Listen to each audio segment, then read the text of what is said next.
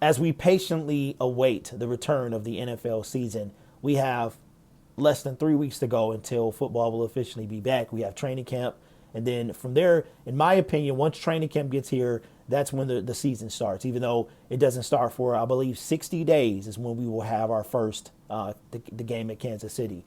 And I saw a article today from Bleacher Report about a potential trade for LA Rams receiver Cooper Kupp, which I think is just ridiculous. I'm not giving a first round pick up for Cooper Kupp. And I understand we're in that part of the season, of the off season, where you just kind of just throw stuff at the wall and sees what sticks.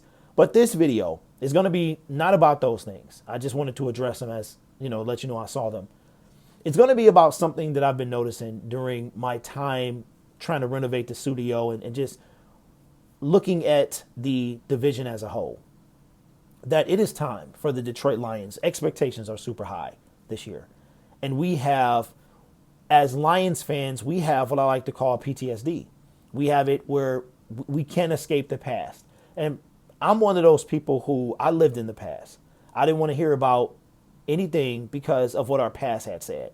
And I can honestly say that with Matt Patricia being gone and Brad Holmes and Dan Campbell and Sheila Hemp giving us a breath of fresh air, much needed, right?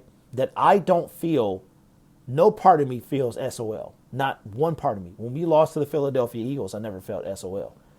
But here's what I want to see this year. I've been stumbling across. We have the Chicago Bears fan base. We have the Green Bay Packers fan base. And we have the Minnesota Vikings fan base. Now, there's a Minnesota Vikings syndicate. He's super cool. Nothing ever gets personal.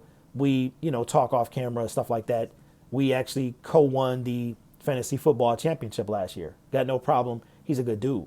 But what I realize is that when it comes to the Minnesota Vikings, the lack of respect that they put on the Detroit Lions name. And I understand that you have to win, right? If you want respect, you have to go take it. And I'm all for that. The Detroit Lions have never won anything. We know that. We know we've never won the North. We haven't won a playoff game in so many years.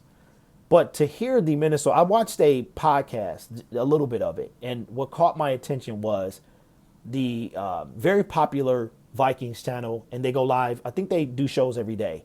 Forgot the name of it. I think it's called Purple Daily, something like that. And the title of their video was, "Should We Fear the Detroit Lions?" It's very similar when watching the Locked On podcast. That's why, if you wonder why we don't do the Syndicate Clash anymore, we did one of them. And what I realized is that Trey was going to pick his team. I was going to pick my team, more than likely. I think Lions fans can be realistic. I mean, we say Kool-Aid and stuff like that all the time, but we know that we weren't in a position. In 2021, we weren't saying we were going to win. We weren't saying what we're saying now. We didn't have the confidence, the faith. But we don't do them because I realize there's no point. So when it comes to like Locked On, I watch when another host is on because I want to see how biased they're going to actually be. So back to this Purple Daily, the name of their show was Should You Fear the Detroit Lions? And all they talked about was basically they talked about our past. They talked about that we've only had a top 10 offense twice in the last 30 years. They talked about, and the reasoning that they gave was all superficial to me, right? It wasn't based on this year. One of them said he doesn't see how our team got that much better, right? Because of the change of personnel. Another one said that, and no matter what they said, it was always that their team is going to win the division, right? And so I'm thinking how the Lions, we as fans have expectations, but we should, and so should they. Dan Campbell, he might not be saying stuff publicly. He's going to say all the right things that it takes, that a head coach should say. But the players are saying it. The fans are saying it. We're speaking for the players. It's time to win. It's time to win, period. Now, I'm not like, oh, they better win or I'm going to walk away. I see the future in this team. I believe three things. Well, that these four people will bring a winner to Detroit. I know for a fact Sheila Hemp, Dan Campbell, Brad Holmes will do just that. My hope is that Jared Goff is part of that. I want him to get something Stafford couldn't get. I want him to get a championship, something he missed out on in L.A., right? I want him to do that. Jared Goff, to me, is the epitome of this city. He is thrown away in the trash. Whenever you hear somebody talk negative or talk about Detroit, it's always, ooh, they even told Jared Goff, like, ooh, you got to go to Detroit. Like when you say Detroit, it's always accompanied by, ooh, or I feel sorry for you. Like one of those things, right? Having grown up in this city my entire life, I feel like it's disrespectful. And I feel like Jared Goff is like one of the most disrespected players in the last 3 years in the National Football League. And I want him to win more than anyone. I really do. Stafford, it would have been nice to see him win, but he got his championship after over 10 years of trying to do it here. And he couldn't do it. But this ain't about Stafford. This is about Jared Goff and the current Detroit Lions. I want our team to have everybody on notice. And this is why one of the reasons this podcast exists and this channel exists is because I got sick of people who don't cover the Detroit Lions talking about the Detroit Lions. It's hard for you to give a realistic assessment on a team that you don't follow, right? And then you're going to be biased anyway when it comes to who's going to win this or who's going to win that. The Minnesota Vikings are a worse team. They don't have Dalvin Cook anymore. Justin Jefferson, they did get Addison, the rookie wide receiver. So they still got a squad, and they did win the North. So we have to uproot them. That's just part of the circle of life. It's got to go like that. I understand that. But to say that our team hasn't done anything, so like it's the show it to me, right? It's just like, okay, we know that. We understand that. But everyone else is talking about our team for a reason, right? If Lions fans who cover the team every day are saying legitimately, like we have something that we're coming for the North, you should listen.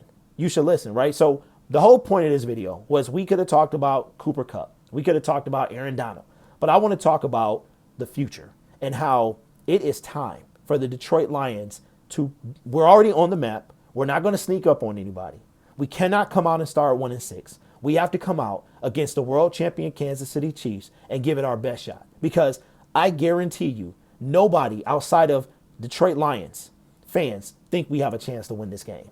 To me, this is Rocky Balboa against Ivan Drago. Y'all know I love me some Rocky IV, man. And this is what this is. Nobody is giving us a chance. And we might have to go to the 15th round. We might have to knock these dudes out. But at the end of the day, if we're standing, you're going to have to put some respect on our name. Even if we're not. All the pressure's on Kansas City. You can't lose to the Lions. I remember, and I'll wrap the video up here. When they announced the schedule, I saw a Kansas City creator, and he was talking about he was disappointed that they opened up against us. Like we were nothing.